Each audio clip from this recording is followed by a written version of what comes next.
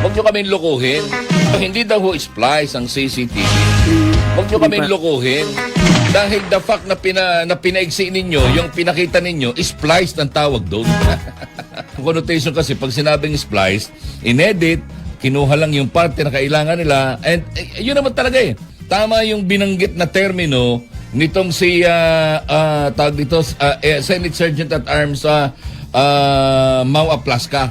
What they did, they spliced the videos, and they just selected the videos that will support their narrative. And I think it's not correct. Masisira ang inyong naratibo. At ang gusto ninyong ipakita ay walang nangyari na pag-atake. Sa halip na ikaw ay sumunod doon sa warning shot, bumakbak ka eh, lumaban ka eh. Anong ibig sabihin? Inaatake nyo yung Senado. Yun yun. Pero ayaw nilang ilabas itong mga video na ito. Bakit? Masisira ang kanilang naratibo.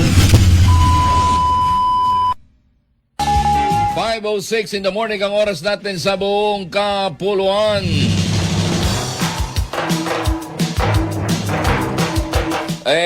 Nananatili ho ang paninindigan ng Philippine National Police na hindi daw ho spliced ang CCTV footage na ipinakita ng administrasyon sa media. Ano? Well, I'm saying administration kasi yung police at saka yung DILG ay under ng administrasyon, di ba? Under ng executive department. Sino bang nasa administrasyon? Hindi kaya ng executive department. Yon. So, hindi daw ho splice ang CCTV. Huwag nyo kaming lokohin. Dahil the fact na, pinaigsi ninyo, yung pinakita ninyo, splice ang tawag doon. Pero hindi. Kaya lang ang connotation kasi, pag sinabing splice, inedit, kinuha lang yung parte na kailangan nila. And yun naman talaga eh. Yun lang ipapakita mo para ipakita sa kanila o sa media na walang nangyaring attack. Na hindi inatake ang ng NBI ang Senate. Yun ho yung sinasabi nila. Yun ang gusto nila ipakita. Pero ang sinasabi ko naman, bakit hindi ninyo ilabas yung video na nagsasabing nagkagulatan? Ipakita mo nga ulit, Hindi kasi baka, yan ba nakasave sa atin yan, direct? Nakasave sa atin mismo. Kasi baka mamaya, i-take down na nila yan sa Kasi uulit-ulitin ko talaga yan. Uulit-ulitin ko talaga yan. Ito, anong sabi ng isang mayabang na NBI agent? Ganare, panoorin ho ninyo yan. Ready? Cue. Ang bagal talaga nito. Bakit ang babagal nyo? Inaantok pa ba kayo? Bilisan nyo Ayan, kasi naman hindi mo naman agad sinasabi, boss ganun talaga. Ang ibig sabihin dyan, kailangan na I'm alive, alert, awake, and enthusiastic. Ayan. Kasi, bakit hindi ninyo inilalabas yun? Kasi, masisira ang inyong naratibo na tama. Tama yung binanggit na termino nitong si tawag dito, Senate Sergeant at Arms Mau Aplaska. Masisira ang inyong naratibo. At ang gusto ninyong ipakita ay walang nangyari na pag-atake.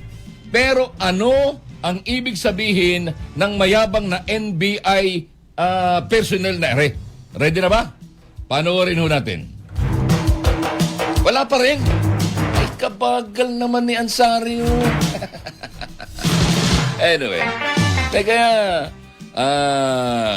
next week kailangan naka-cue lagi yan ulit-ulitin natin yan next week. Okay na? Yan, ito, panoorin niyo ito. Pumutok ng tatlo patalas. Cover ako. Saan kayo sir, di ba? Yung sa Puliliganda. Sa kantin. Dito sila lumabas sa kayan. Yung... Ulitin mo. Mabuti na yung malinaw. Ang sabi? Di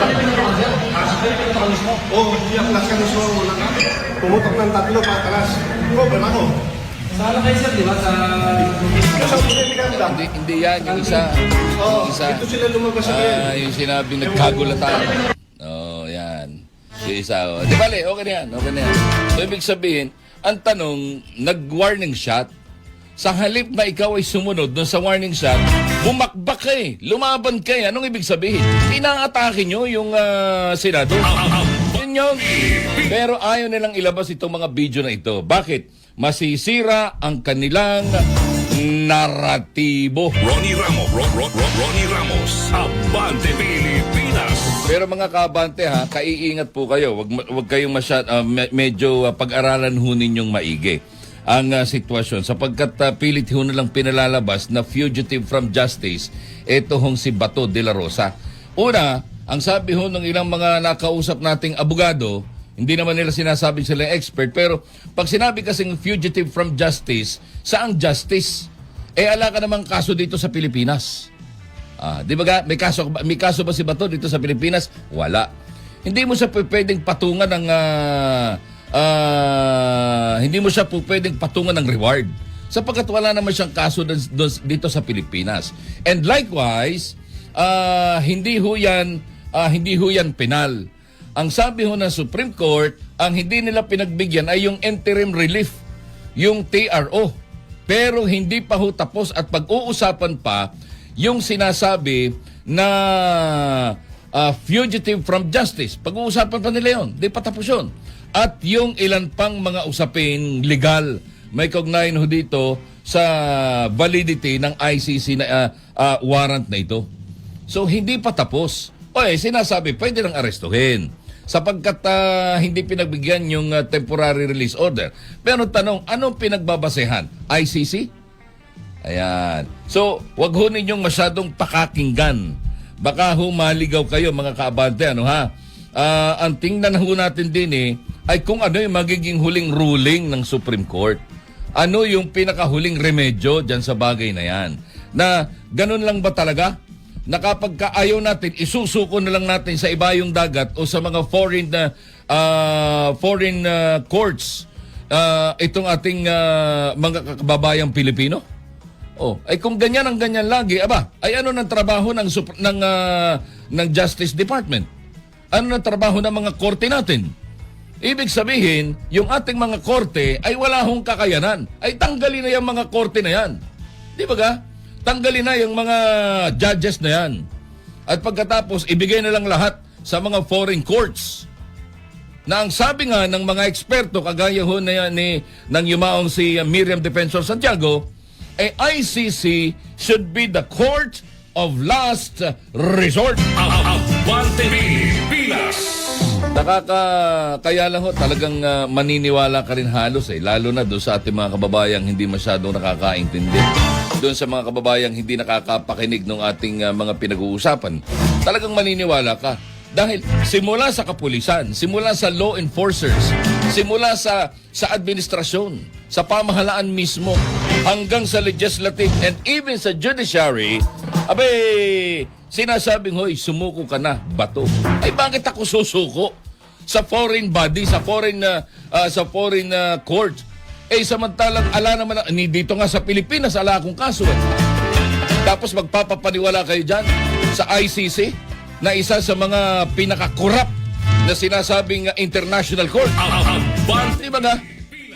Alangang kaso dito sa atin, tapos doon, hindi naman sinabing hindi kaya. Hindi naman sinabing wala kaming sistema ng korte rito, ng hustisya. Di ba? Diyos ko. Kaya, yung iba naniniwala sapagkat nanggagaling ho ang impormasyon nito ay sa administrasyon.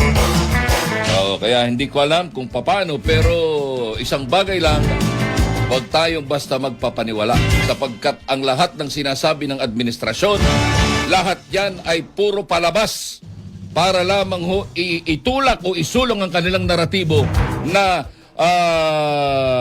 puro krimen at walang ginawang maganda ang mga Duterte dito sa Pilipinas. Hindi ako Duterte Again, hindi ako Duterte. Sinasabi ko lamang ang nakikita ng aking nakadilat na mga mata. Abante Pilipinas.